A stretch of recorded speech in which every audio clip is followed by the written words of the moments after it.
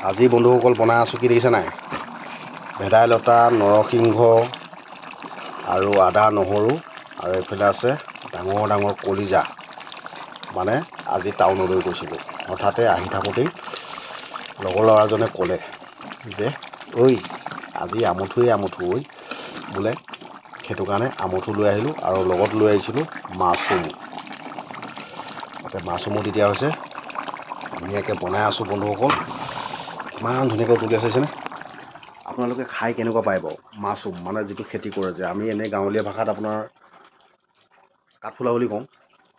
আৰু এতিয়া বৰ্তমান যিহেতুকে খেতি কৰিছে ৰাইজে, তাৰ পৰা কিনি আনিছোঁ আৰু এইফালে ধুনীয়াকৈ বনাই আছোঁ। এতিয়া ফাইনেলি মানে আঞ্জা হৈ গ'ল, এতিয়া ধুনীয়াকৈ উতলি আছে। এতিয়া লাহেকৈ ঢাক মাৰি বন্ধ কৰি দিব লাগে আৰু।